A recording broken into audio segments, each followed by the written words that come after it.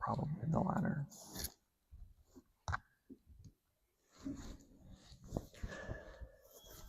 Speak of the devil.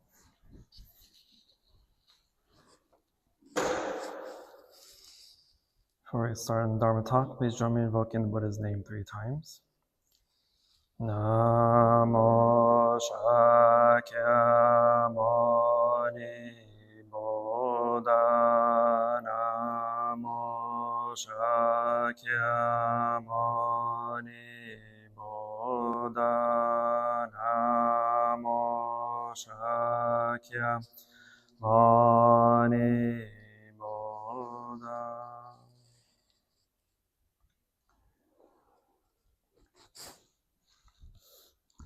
Namo Shakyamuni Buddha. Good afternoon, Venerable Sangha.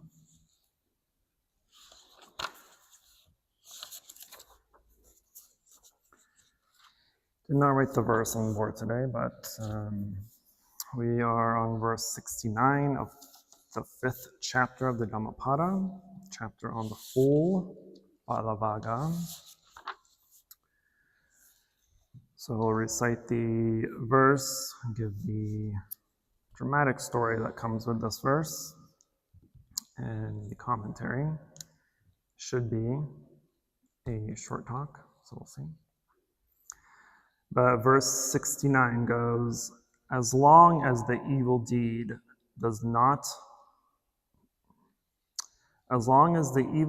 done does not bear fruit, the fool thinks it is like honey, but when it ripens, then the fool suffers grief.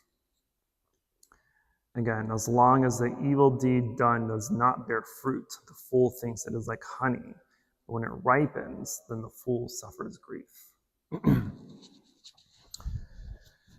This verse was given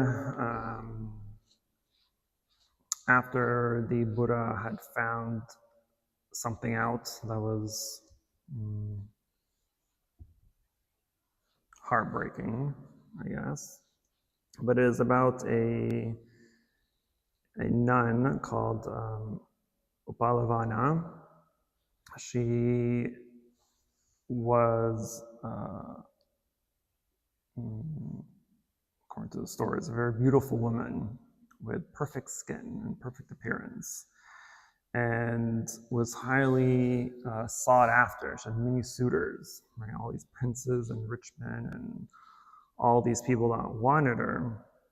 But due to her previous past life karma, she had an attraction toward the spiritual life, and so she decided to become a nun.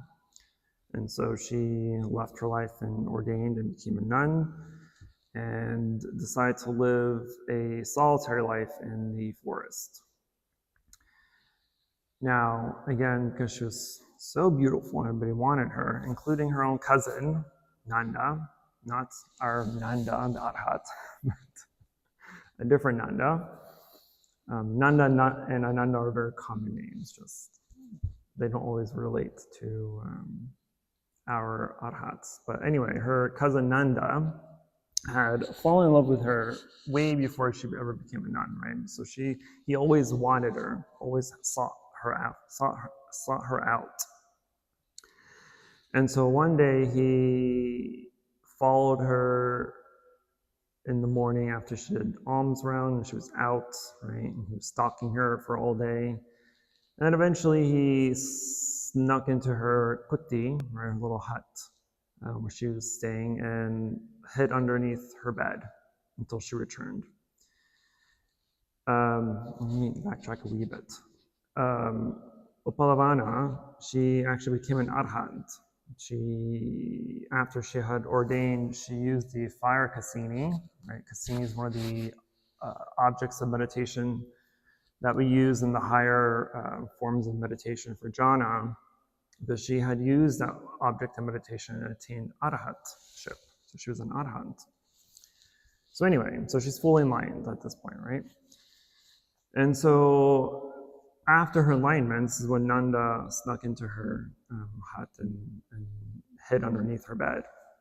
And so when Upalavana had returned, she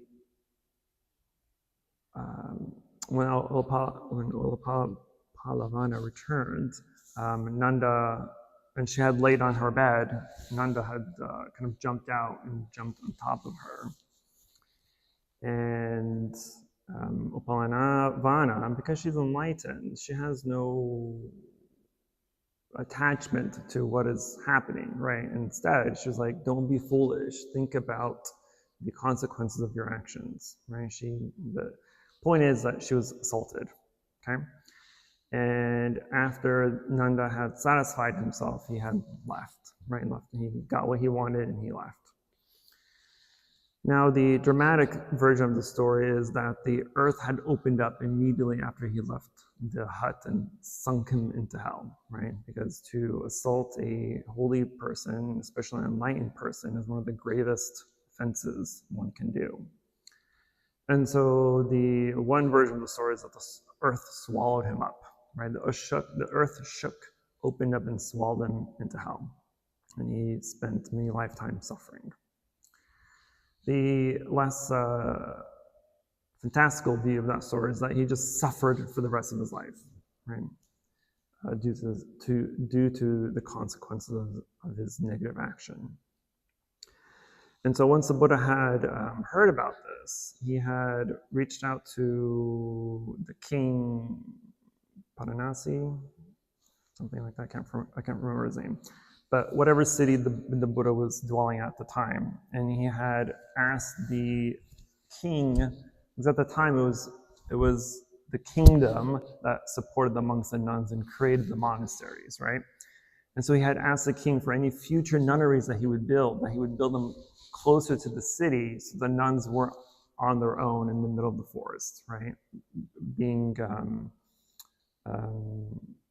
too vulnerable, right? For such men, right? For some men that would do such horrendous acts. And so from then on, it became kind of a rule that all nunneries would be built closer to cities and not kind of solitarily on their own. It's not in the precepts or anything, but it's kind of a common rule that even till this day is followed. So all nunneries, right,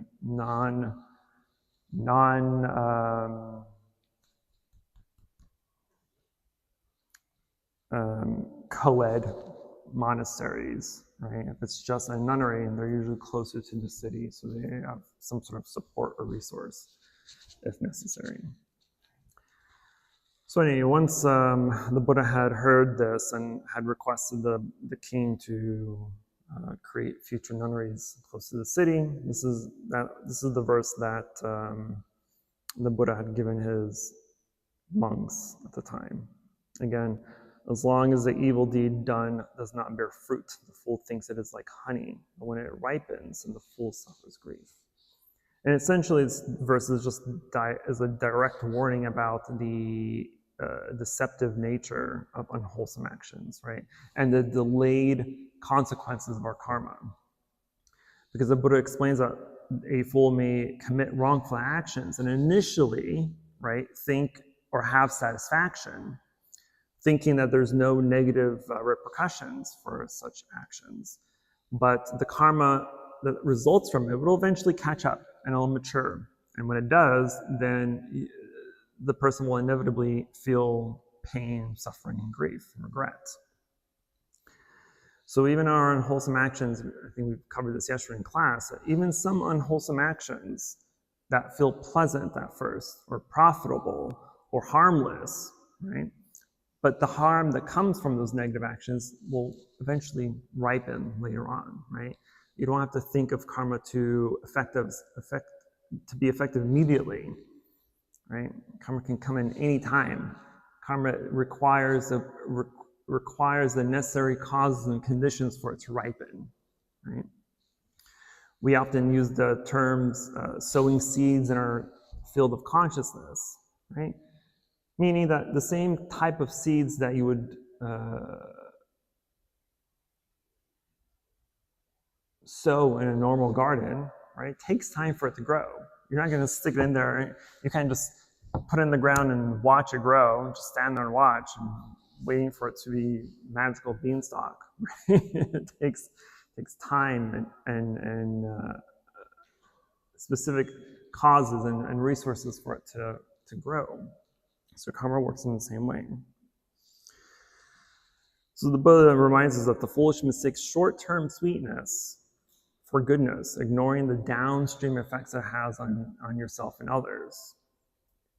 Because a lot of times, the reason why we do such unwholesome actions is because we have a clouded mind, right? We're clouded by ignorance, greed, and anger. And so sometimes when we think, say, or do things,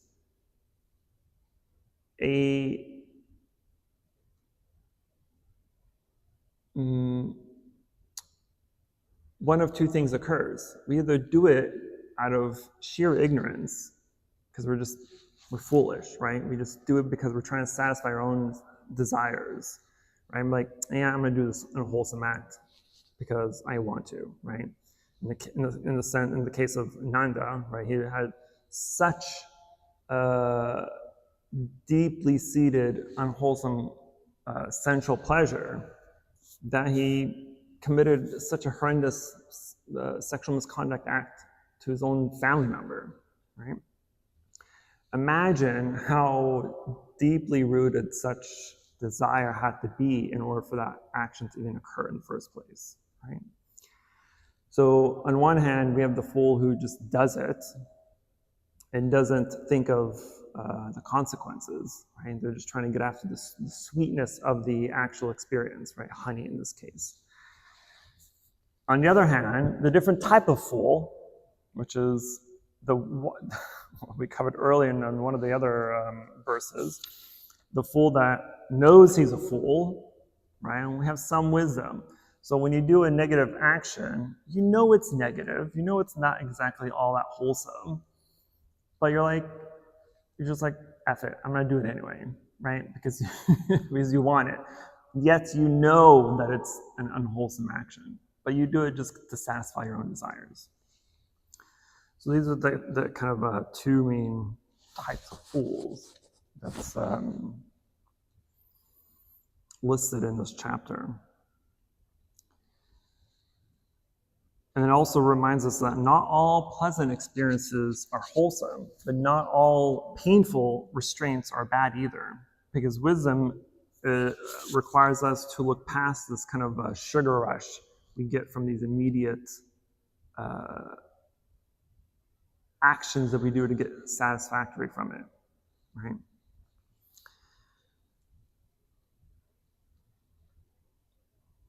And again, just because those results of our actions are not immediate, doesn't mean that they won't come eventually, right? This is one of the central teachings of Buddhism, that our moral cause and effects may be delayed, but it's inescapable, right? You cannot escape karma. You cannot escape cause and effect. The laws of causation is what governs our entire universe. There's no getting past it, right? So if we don't remember that, if we don't become mindful of our thoughts, speech, and actions, and we do things that are harmful to yourself or to others, you're going to suffer, regardless of how much you try to avoid it. You can lock yourself in a dungeon. You can escape into the forest. You can live in the clouds. But your actions will follow you eventually. Your karma will follow you eventually. It doesn't matter where you are. If you're locked up in a dungeon, well, the dungeon could collapse on you. That's your karma. If you run off into the forest, a lion could attack you. Karma takes place. If you're in the clouds, a thunderstorm happens and lightning strikes, it can kill you. It's not inescapable, right? It doesn't matter where you are, who you are. It's gonna get to you one way or another, right? Just look at our own life. If you are born, what is your one guarantee? Death, right? The cause is being born. The effect is to die. Can we escape death? No, we can delay it to some extent, but we can't escape it. So something as basic and as simple as our lifespan, that's inescapable. Why would we think that something is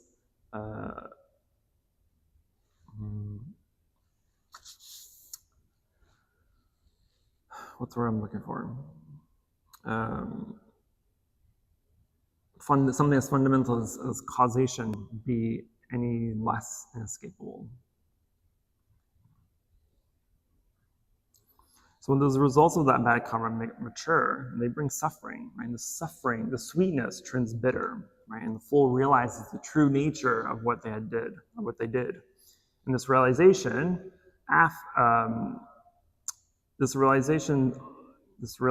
then comes with the feelings of regret and remorse, and of course suffering, right? Because it's one thing to say, yeah, I'm going to do this, even though I know it's bad, but you do it anyway. And at that point, you're just waiting for the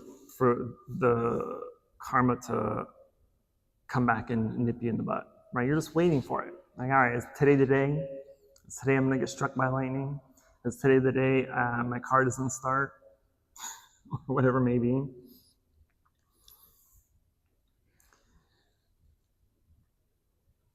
But those short-term rewards, the Buddha is reminding us or kind of admonishing us that short-term rewards act like bait, right? Because without wisdom, then we're going to chase them without knowing that it's a trap.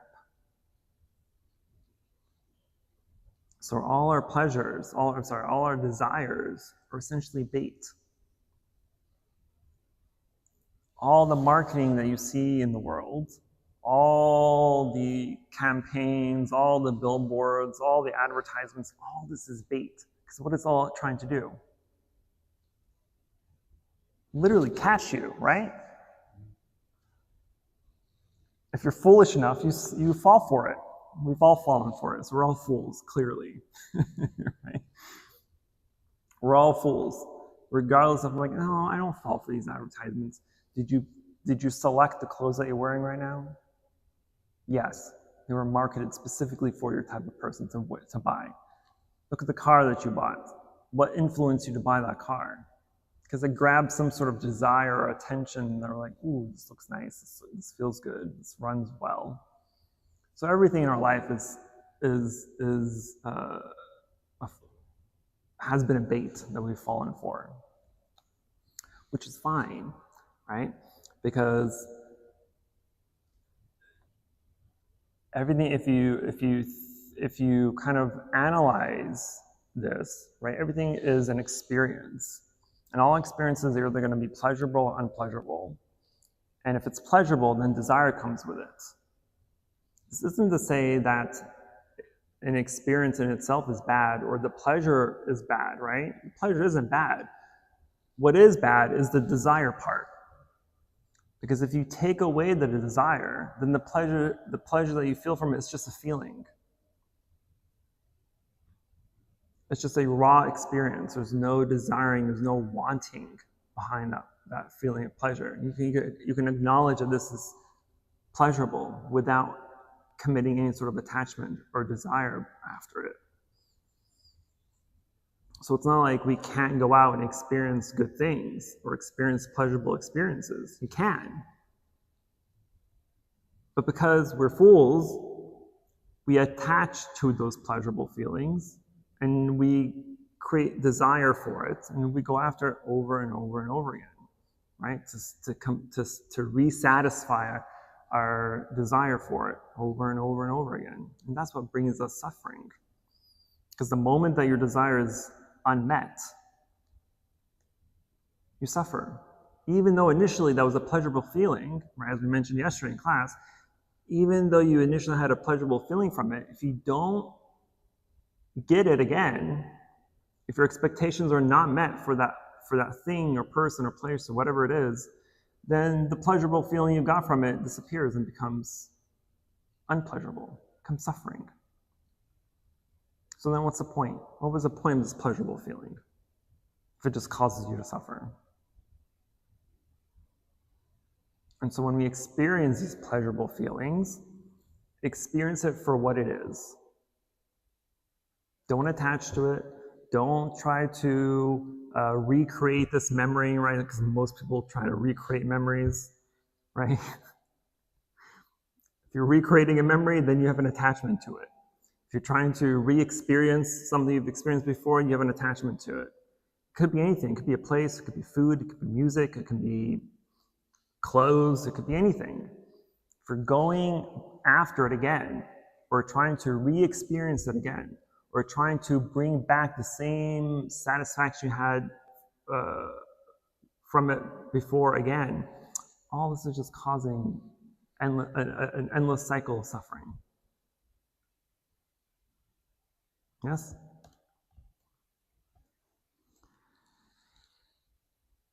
But there's actually no actual reason for us to favor one experience or a certain experience over the other. Because if you do start to favor, then that's where our suffering comes from. That's where our harm comes from. There's really no reason for you to want one thing and not want the other. There's no reason to favor this over that, to like this or to hate that, to want this or to not want that. Because now we're comparing, right? We have comparisons going on. We have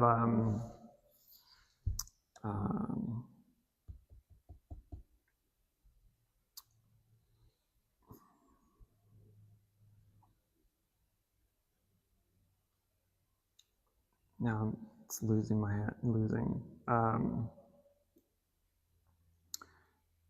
can't think of the Sanskrit word, but it's one of the 10 fetters, right? It's conceit. Sorry, conceit.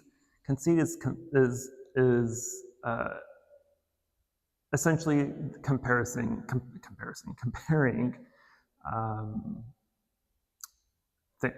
things, right? Whether it's comparing things you like and don't like, comparing people, comparing experiences, comparing things or places or whatever it may be. Because you're comparing of, oh, I have this and, or you have that and I don't, or I know more than you, right?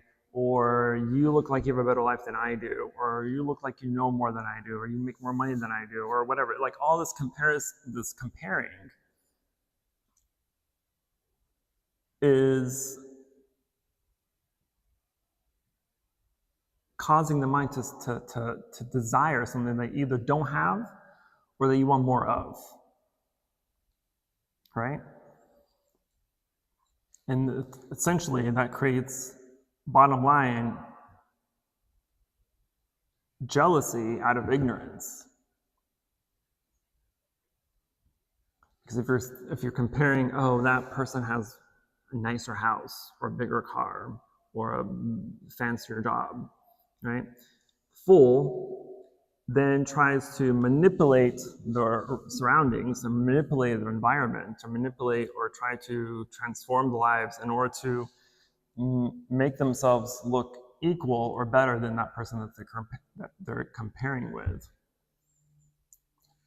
Which sometimes isn't necessarily a bad thing, right? If you want to better your life, that's one thing, right? It's fine. But I guess a lot of people, instead of doing it for correct intentions, right, wholesome intentions of trying to better their life for themselves or for their family or whatever, they do it simply just for a status, right? And so if they're trying to move up in their career, right, they may do things that are illegal. They may try to blackmail someone, throw people under the bus, right? Blame others for their mistakes, do this and do that, just to make themselves look good, just to make themselves look better or more or smarter or more professional or more knowledgeable than others, just to get to whatever position they're trying to get. And then they get there, and then what do? Look at me. I'm the director of marketing, or I'm the director of accounting, whatever it may be, right? But think of all the chaos, or not chaos, but think of all the actions, negative actions that were occurring in that process. How many unwholesome negative thoughts, speech, and actions did you do in that process of from the initial stance of that comparison all the way into the point of when you actually got what you wanted? That's a long road, potentially, right? Of just unwholesome, negative deeds. Thinking like, oh, I'm doing this for the betterment of myself. Not thinking of, right, they're doing it to enjoy this honey, right, the sweet honey on the road, but not thinking that of the long-term consequences. Said, if they think of consequences at all, they're thinking of short-term consequences. Oh, what if I say this or do that and they catch me lying, or they catch me blackmailing this person, or throwing them under the bus, or blaming it when the fault was really mine, right? That's the short-term consequences that people would think of. They don't think of the long-term consequences. I was just reading yesterday, I think, there was some man who got caught, it's from some big company, I don't know what company it was, but some tech company got caught falsifying his experience, saying he has some sort of all these degrees and certifications and whatnot when he really doesn't, right?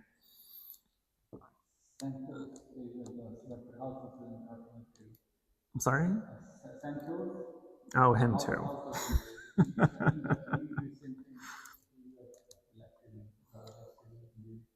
Well, you can say a lot of that for a lot of people in office, but beside the point. But the point is, right, when you're in a state of doing something like that, right, falsifying some very important information, right, thinking, oh, no one's going to check, no one's ever going to find out, right? That's pure stupidity.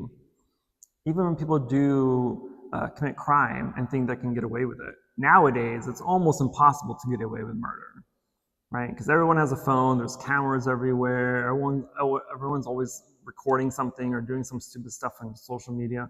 So it's almost inescapable, right? And so it's difficult to attempt or to think that you can get away with murder or any other major crime, right? Thinking that they can get away with it. Even if you do get away with it initially, you did get the chance to run away. We already seen on the news how quickly people get caught, right? So it's inescapable. To think that you can escape to get away with it just makes you dumb, really, right? And so we have to get away from that same mind state or thinking process of our own thoughts, speech, and actions of our everyday life. Even little minor decisions can have a big impact down the road, right? Like I mentioned the other day, you just leave the tap on the sink going, just a little drip, drip, drip. I mean, eventually it's going to fill up a bucket. It may take some time, but it's going to fill it up, no? Right? It's going to fill up in the exact same way that if you had the tap fully open. It just takes longer, but it's going to fill it in the same way. It's the same water. It's the same bucket or bowl or whatever it is. It's the same karmic brownie pan. You want good brownies, you want bad brownies, right? How many brownie points do you want? Moral of the story, or at least moral of this verse, right, is that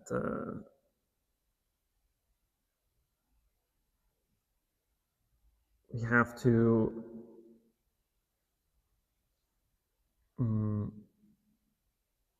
think of the consequences not in short term or long term, but think of them or to think of them as happening regardless, right? And this goes back to the question of asking yourself: is this helpful or harmful to myself or to others? That's the basic question you have to ask yourself. Because if it is, if you're asking yourself, if you're about to do something, and you ask yourself, is this helpful or harmful to myself or to others? If it's helpful and beneficial, then you do it. But if it's harmful, whether now or later or ever, or even after you've died, If it's harmful, then you don't do it. If you're selfish enough, like, oh, my kids will take care of this, or my grandkids will take care of this, then that's still a negative act. Right? That's what, think of controversial topic, but think of a global climate change, right? It's happening. It is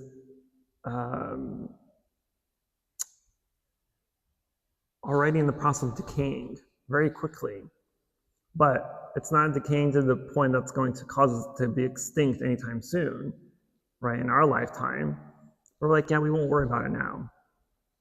Well, not worrying about it now, that means you don't care about your future generations, because they're the ones that are going to suffer, right? That's the same type of thinking we have to do. Is, yeah, it may not affect you necessarily in this life or others in this life, but an effect will happen eventually. And if that doesn't cross your mind, then it's not a good action.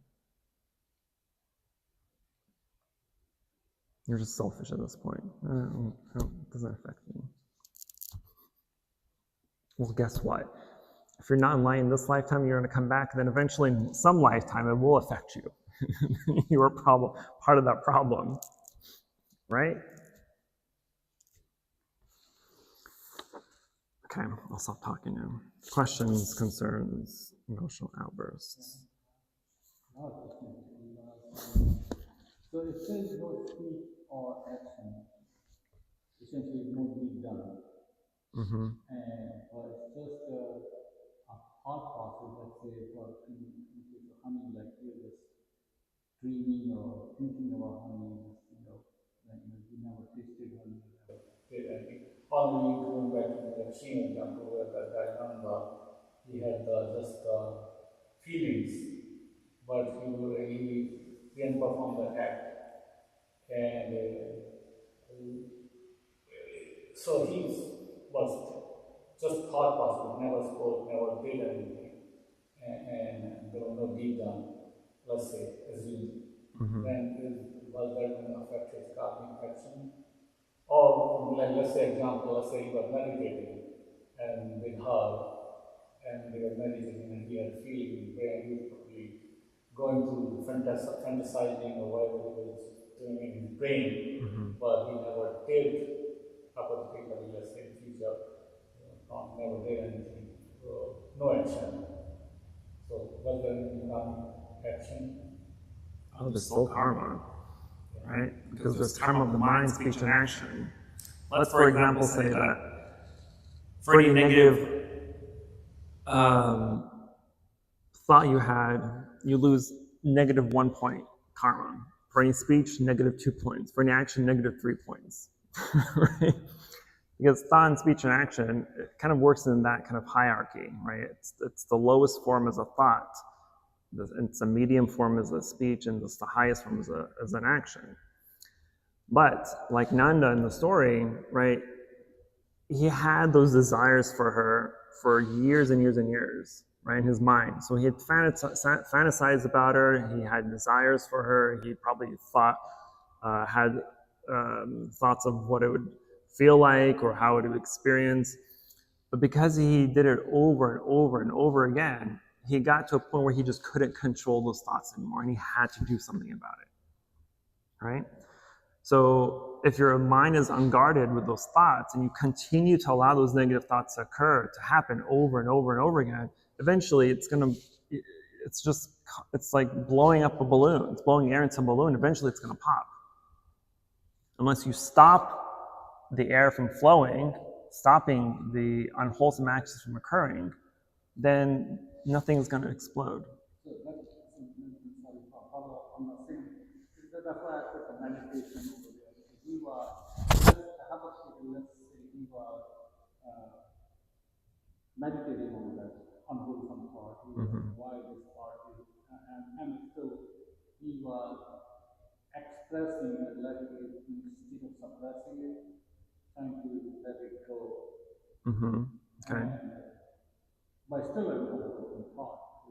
trying to let that process go by emphasizing.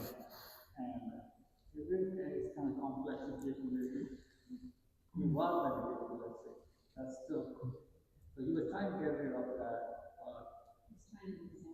Examine, but during the examination, he kept indulged in his brain, in his mind. Yeah. I see. Yeah.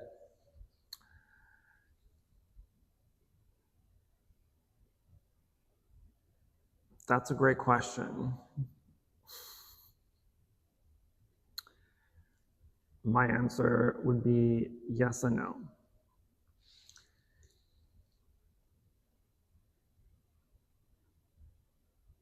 But also depends on how far it went. Because if it's an initial thought just means like you've opened a packet of seeds, right? So you've opened the packet of seeds and you have these seeds, right? It's an initial thought. But then if you are dwelling on the thought, right, then the more you dwell, the more actually you're about to like pull one out and you're getting the ground ready and whatnot. So you have all this process. But if you at one point stop and recognize that the seed is unwholesome, now you start to contemplate, oh, why did I have this thought? Right? The seed was never sown. Right? It's only when the seed has sown that the karma is generated. Right? And so you have time from the initial thought process, from the initial thought arising, up until you've sown it, to either recognize that it's wholesome or unwholesome. So no, initially if you're having that thought, there's no karma being generated. But if you've already sown it, then that's it. Karma is just, there's no taking back, right? It's like shooting someone. Yeah, it's starting to play out. Right. Yeah, I see. Great question. Yes. I had a thought when we were talking about recreating memories to live for an experience that happened in the past. It reminded me of a phrase that I had heard. It was, you can easily go to the past, but no one else is there. Mm-hmm. What exactly does that second phrase mean, no one else is there? Because their past memories are just yours. If you're with someone, for instance, let's say you're with a spouse, and you're sitting there like, oh, you remember that one time you did this, right? That memory that you're trying to recollect is only yours. Your significant other or spouse could have been there, but their experience of it is completely different from your own. So your feeling toward that experience is completely unique than what they have. And so when you're trying to go back to it, you're there alone because they did not experience the exact same thing you did. And so your feeling toward it may have been pleasurable, but to them, maybe they were bored.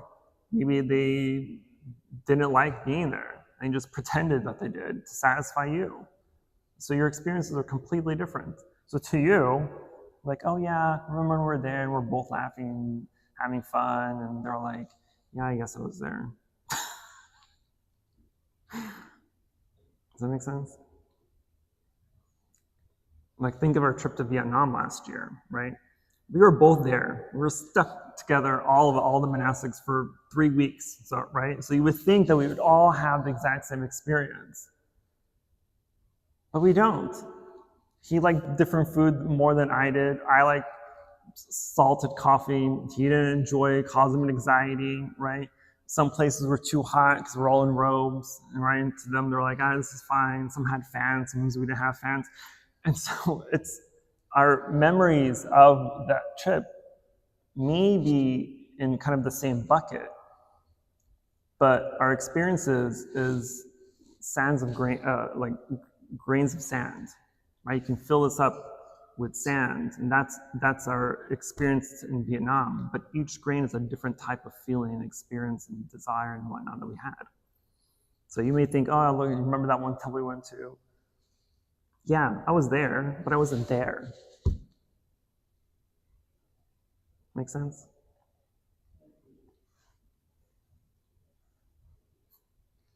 It was a great trip, by the way. It was very hot, I admit, but great place. Now we joke around a lot about, oh man, this isn't Vietnam prices. Things were very cheap in Vietnam. You can eat for like a whole day for like $3. You come here, you come and buy a pack of gum for $3.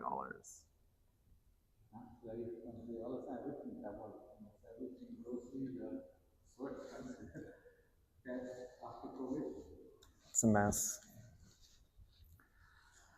All right, well, if there's no other questions, then we will transfer the merit and go to chanting.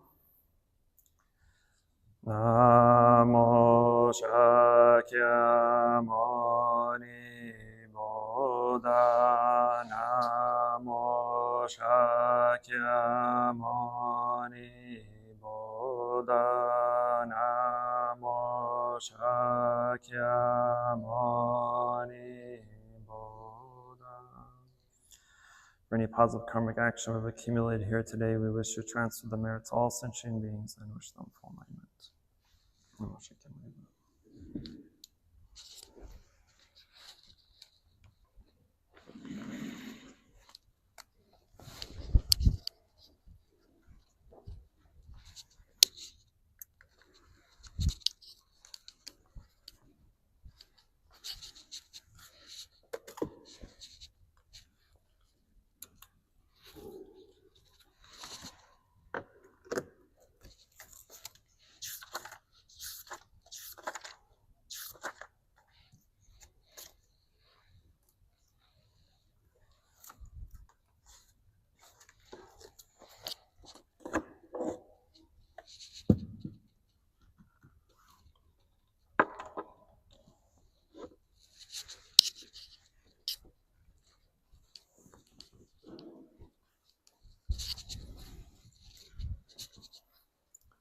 Let's go to page 1.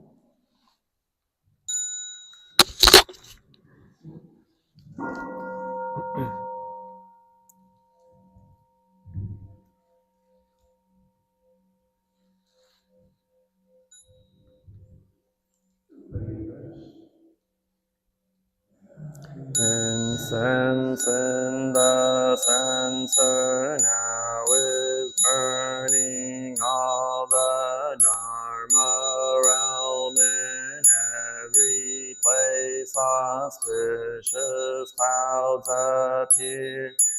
Our sincere intention thus fulfilling, as all Buddhas now show their perfect body, homage to the incense cloud canopy, Bodhisattva and great Bodhisattvas.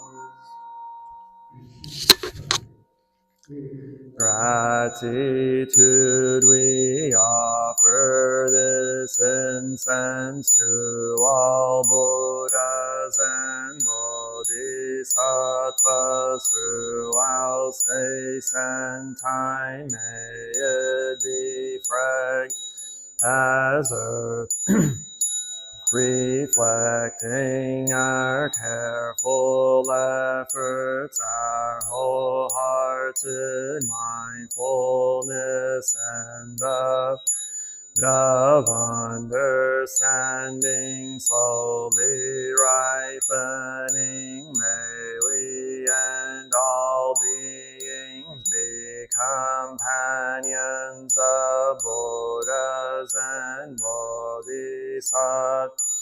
May we awaken from forgetfulness and realize our true home.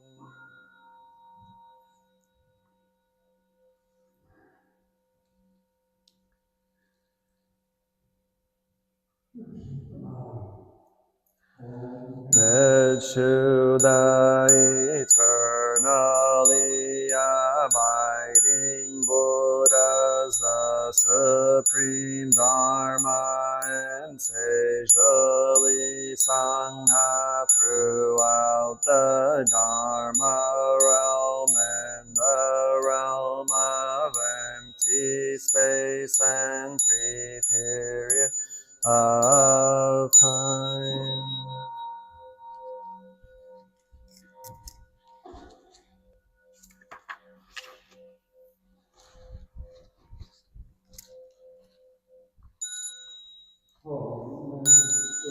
The fundamental teacher Shakyamuni Buddha Maitreya, honored future Buddha Manjushri, great wisdom Bodhisattva, universal great conduct Bodhisattva, all Dharma guarding Deva Bodhisattva, and the glorious mountain assembly of Buddhas and Bodhisattvas.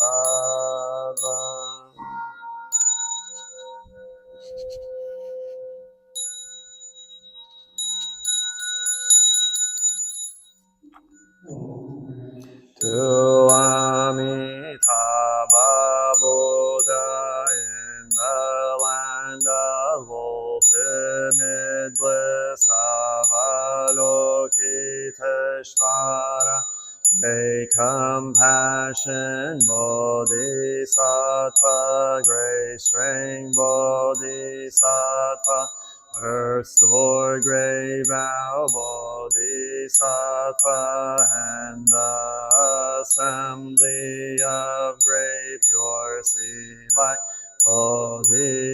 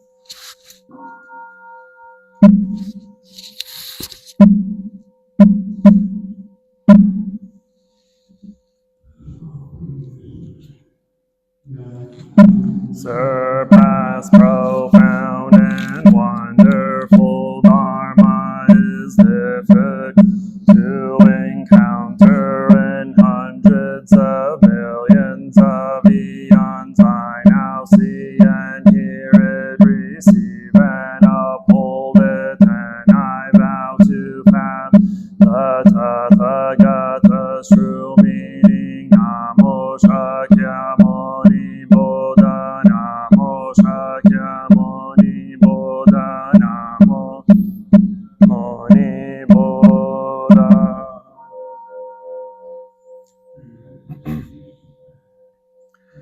Pilgrim, briefly in this world I am grateful and joyful to hear the Lotus Sutra. How hard to be born a human again, but I might hope to hear once more the Lotus Sutra.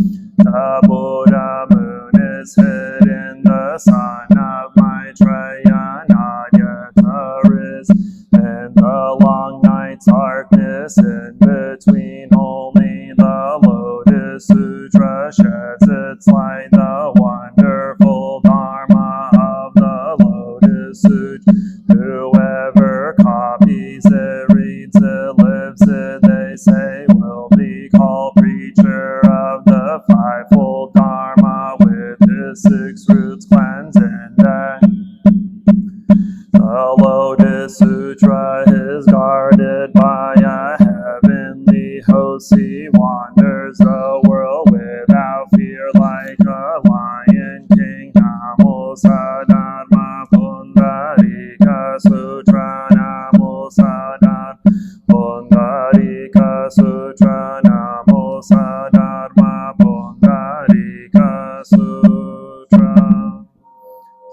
162. 162.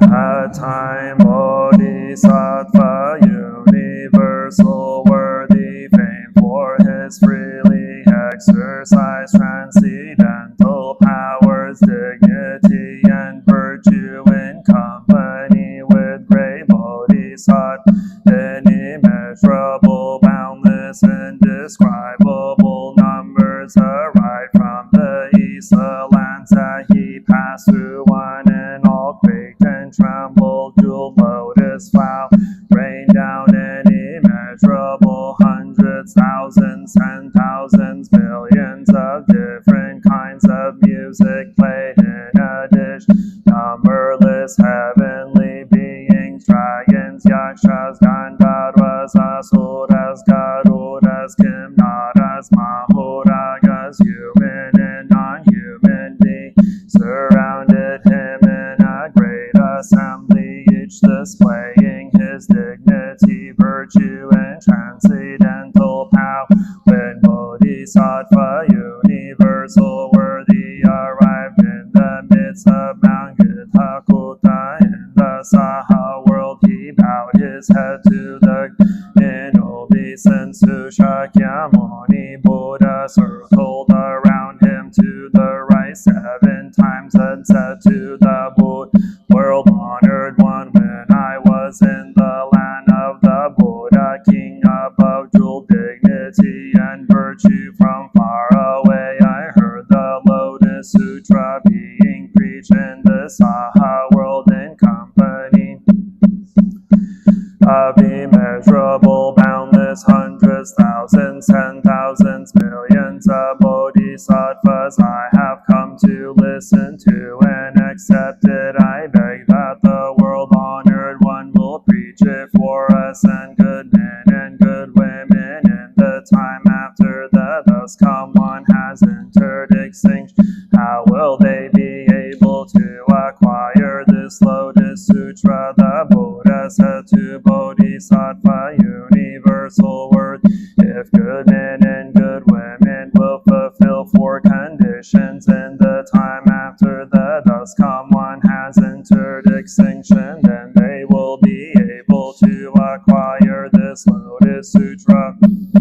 Be protected and kept in mind by the Buddha. 2nd, they must plant the roots of virtue. 3rd, they must enter the stage where they are sure of reaching enlightenment. 4th, they must conceive a determination to save all living beings. If good men and good women fulfill these 4 conditions, and after the thus come one entered extinction, they will be certain to acquire this sutra. At the time Bodhisattva, universal worthy, said to the Buddha, world honored, in the evil and corrupt age after the last 500-year period, if there is someone who accepts and upholds this suit, I will guard and protect him, free him from decline and harm and seed tranquility, and make certain that no one can spy out and take advantage of his shortcomings. No devil, devil's son, devil's daughter, devil's minion, or one possessed by the devil. No yaksha, rakshasa, kumbhanda, pishaka, kitaya, putana, vidata, or other beings that torment humans will be able to take advantage of him, whether that person is walking or standing. If he reads and recites his suit, then at the time I will mount my 6-tusked kindly white elephant, and with my multitude of great bodhisattvas will proceed to where he is. I will manifest, offer alms, guard and protect him, and bring comfort to his mind. I will do this because I too want to offer alms to the Lotus Sutra. If when that person is seated, he ponders the sutra and manifest myself in his presence. If that person should forget a single phrase or verse of the Lotus Sutra, I will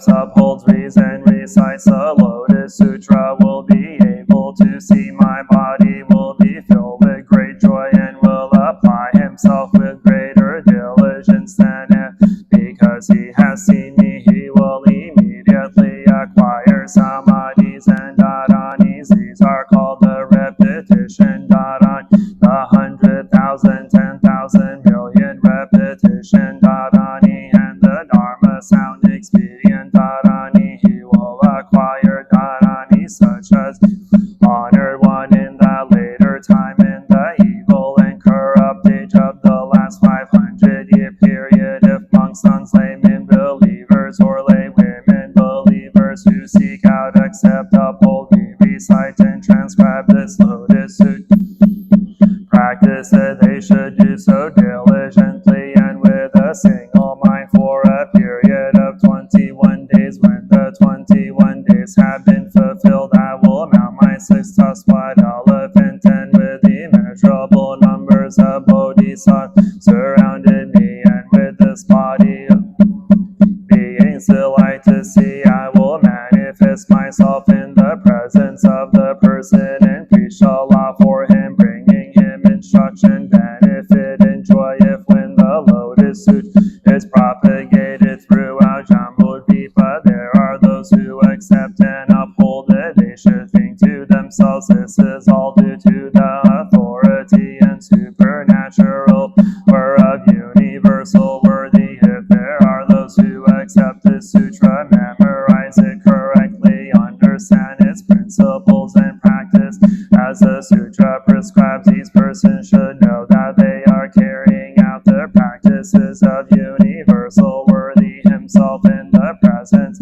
Measurable, boundless members of Buddhas, they will have planted good roots deep in the ground, and the hands of the thus come ones will pat them on the head if they do no more than copy the sutra. When their lives come to an end, they will be briefed in Triumph Simsha heaven. At that time, 84,000 heavenly beings performing all kinds of music will come to greet. They'll put on crowns made of 7 treasures amidst the ladies in waiting, will amuse and enjoy themselves. How much more so they accept, uphold, read, and recite the sutra, memorize it correctly, understand its principles. When the lives of these persons come to an end, they will be received into the hands of 1,000 Buddhas who will free them from all fear, keep them from falling into the evil paths of existence. Immediately they will proceed to the Tushita, to the place of Bodhisattva Maitreya. Bodhisattva Maitreya possesses the 32 features.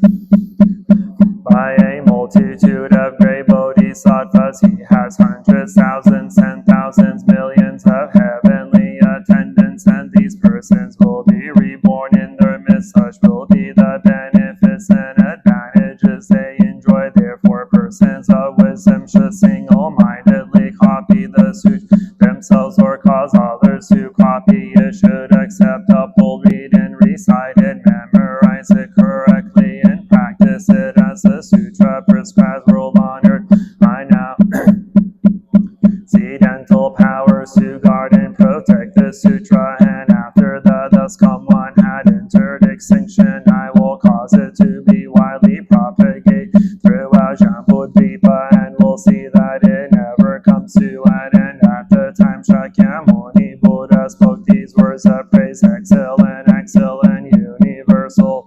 You are able to guard and assist the sutra, and cause many living beings to gain peace and happiness and advantages. You have already acquired inconceivable benefits and profound great pity and compassion. Since long ages in the past, you have shown a desire for Anuttara Samyak Sambodhi, and have taken up transcendental powers to guard and protect the sutra, and I will employ my transcendental powers to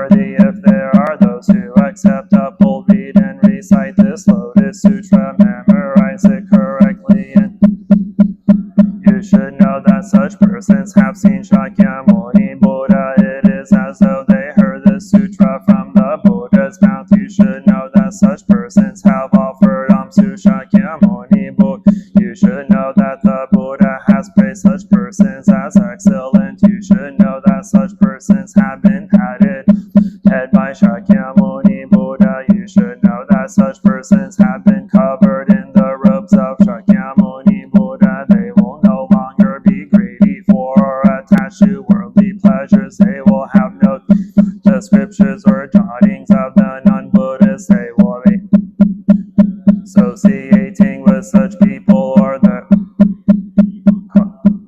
such as butchers, raisers that pick sheep, chickens, or dogs, hunters, or those who offer women's charms for sale.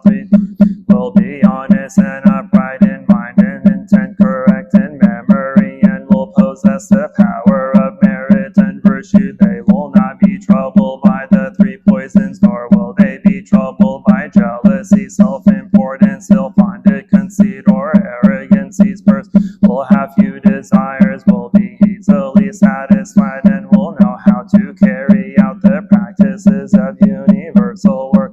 Universal worthy after the thus come one has entered extinction in the last 500.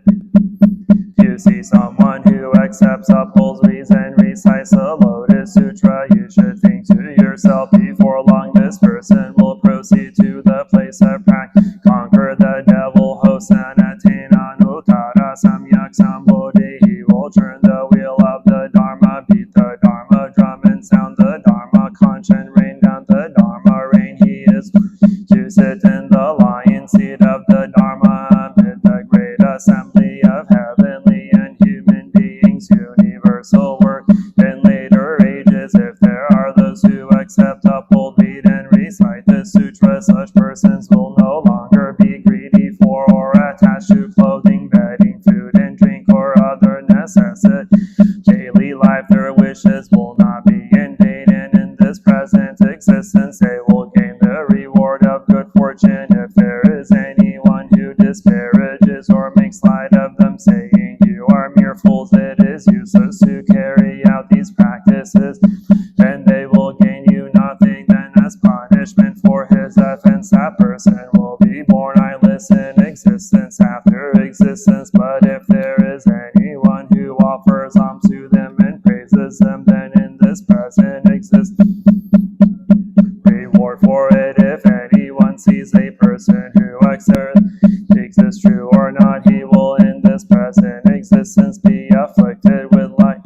See, if anyone disparages or laughs at that person, then in existence after existence he will have teeth that are missing or spread far apart, ugly lips, a flat nose, hands and feet that are gnarled and deformed, and eyes that are squinty. His body will have foul odor with evil sores that run pus and blood, and he will suffer from water and the belly, shortness of breath, and other severe and malignant illnesses. Therefore, universal worthy, if you see a person who accepts and upholds this suit, you should rise and greet him from him the same respect you would a Buddha. When this chapter on the encouragements of the Bodhisattva universal worthy was preached, Bodhisattvas immeasurable and boundless as Ganges stands acquired Dharanis, allowing them to memorize 100,000, 10,000, a million repetitions of the teachings, and Bodhisattvas equal to the dust of the 1,000 million full world practice way of universal worthy. When the Buddha preached the sutra, and the other Bodhisattvas, Shariputra, and other voice hearers, along with the heavenly beings, dragons, humans, and non-human beings, the entire membership of the great assembly were all filled with great joy, accepting and uphold the words of the Buddha. They bowed in obeisance and departed. Namo sa Dharma Pundarika Sutra, Namo sa Dharma Pundarika Sutra, Namo sa Dharma Pundarika Sutra. Artha of the Prajna Paramita, the Bodhisattva Avalokita, while moving in the course of Prajna Paramita,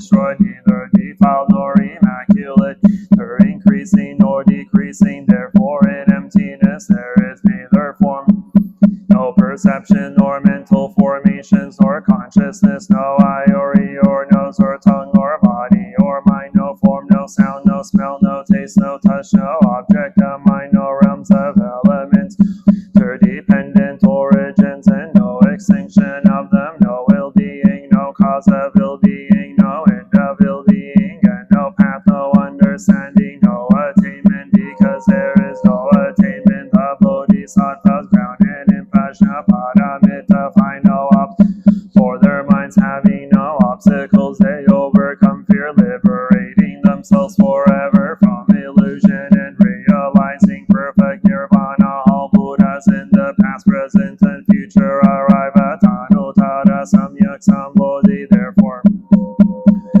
understanding is the highest mantra, the unequaled mantra, the destroyer of ill-being, the incorruptible truth. The mantra of Prajnaparamita should therefore be proclaimed. Gate gate para gate para sam gate bodhi swaha gate gate para gate para sam gate bodhi swaha gate gate para sam gate bodhi swaha.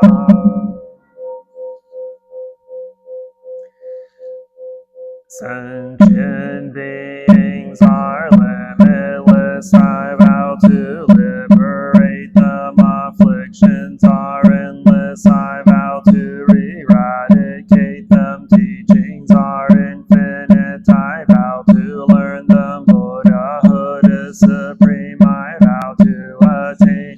I vow that from now until the end of my life and in all future lives until I attain Anuttara Samyak Sambodhi, I will help all sentient beings in all realms of existence and their suffering. Namo thus come one worthy of offerings, a prop, universal knowledge, perfect in understanding and conduct, skillful in leaving the world through liberation,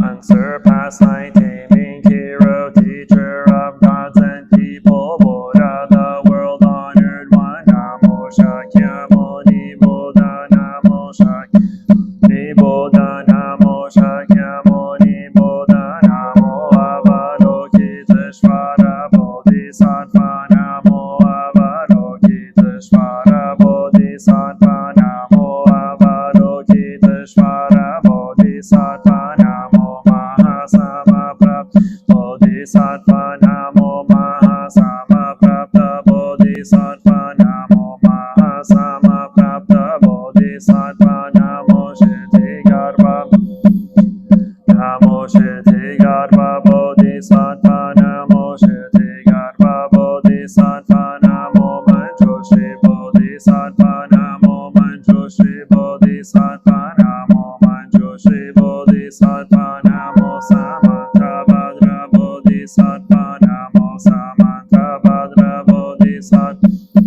Samantabhadra Bodhisattva, Namo Maitreya Bodhisattva, Namo Maitreya Bodhisattva, Namo Maitreya Bodhisattva, Namo Great Pure Sea like Bodhisattva, Namo Great Pure Sea like Bodhisattvas, Namo Great Pure Sea like Bodhisattvas, Namo Deva guarding Bodhisattvas, Namo Deva guarding, Namo Deva guarding Bodhisattvas.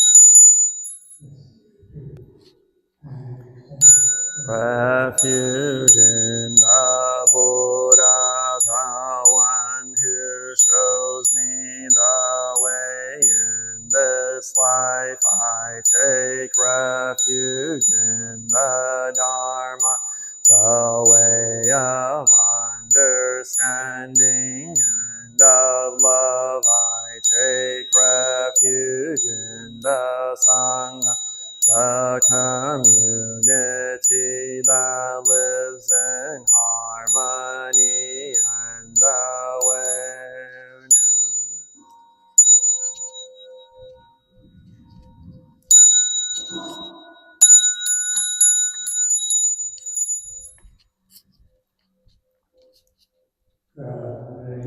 In the refuge of Buddha, I clearly see the path of light and beauty in the world, dwelling in the refuge of Dharma. I learn to open many doors on the path of transformation, dwelling in the refuge of sun. Shining light that supports me, keeping my practice free of obstruction.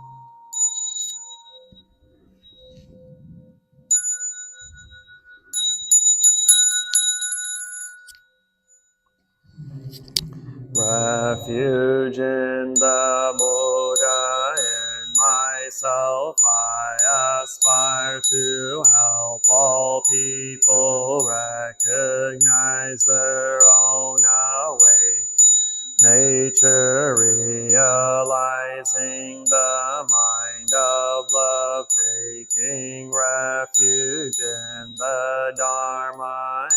Myself I aspire to help all people fully master the ways of practice and walk together on the path of liberation, taking in the Sangha. In myself I aspire to help all people build fourfold communities to embrace all beings, support their transformation.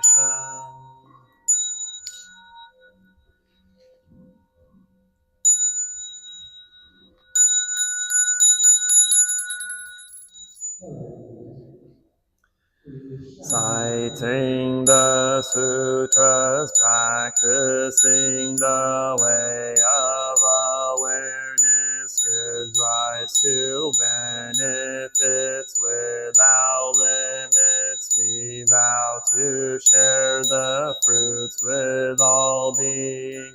We vow to offer tribute to parents, teachers, friends, numerous beings who give guidance and support along the path.